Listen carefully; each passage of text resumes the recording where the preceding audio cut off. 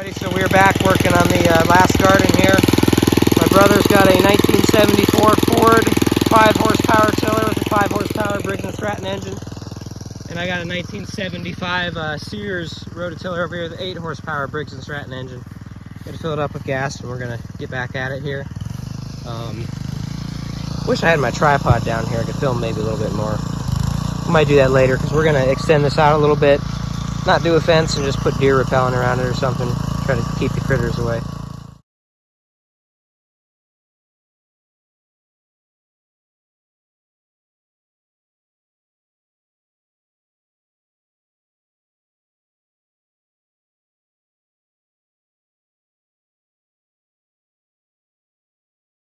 Well, we broke the a bar that controls the belt tension and therefore technically the speed and power of the tines on the big Sears tiller.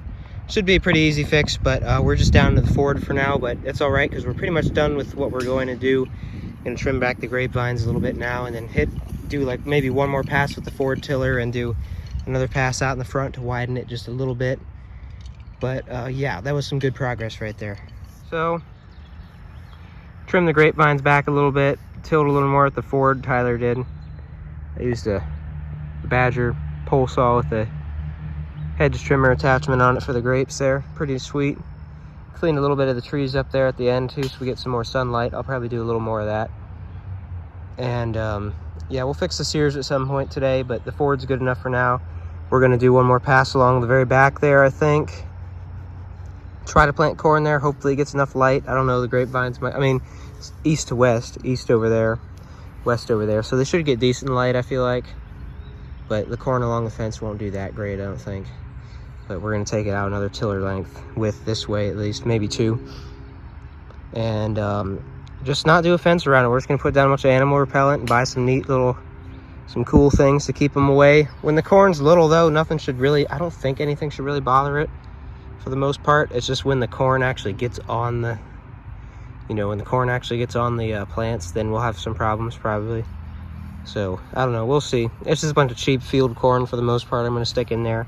We got some more, we got some Indian corn and some popcorn we're gonna plant up by the house and do the rest of it down here. So yeah, last garden, going all out, trying to do something neat and different.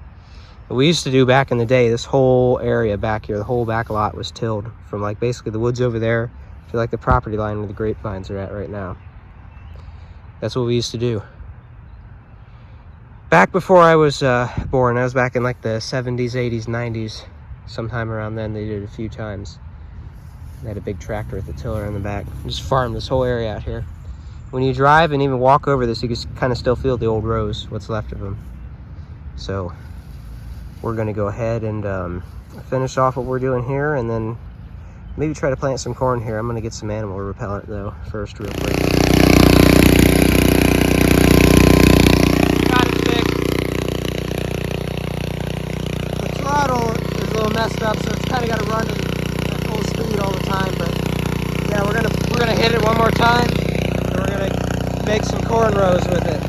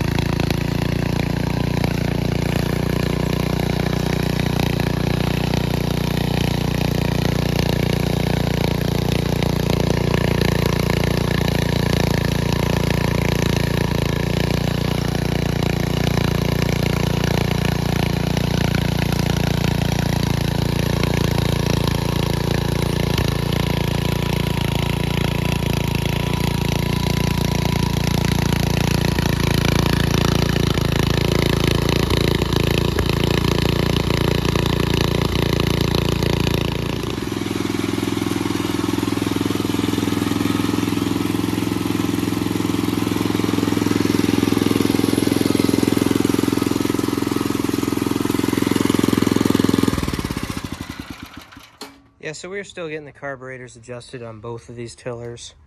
This one's got a newer Chinese carburetor on it. Might do away with it, I don't know.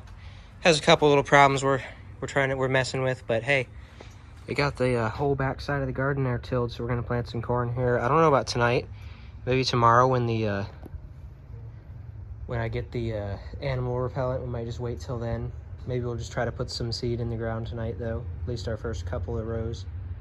And what we're gonna do is some short rows at the front of the back part for our Indian corn popcorn, and maybe probably our sweet corn too. And then do the field corn in the back. Like the first 10 feet, 10, 12 feet is gonna be our more decorative corn.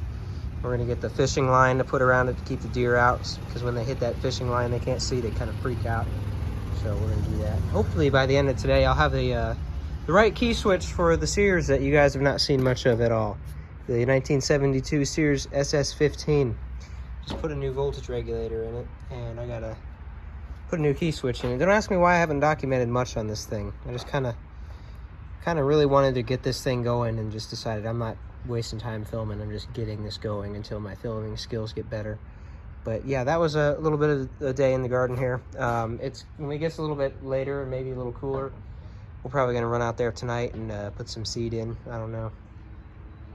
At least try to do a little bit of the field corn. And we got sunflowers we got to figure out where to plant too. That's another reason we're holding off, because figuring out where we're gonna put everything.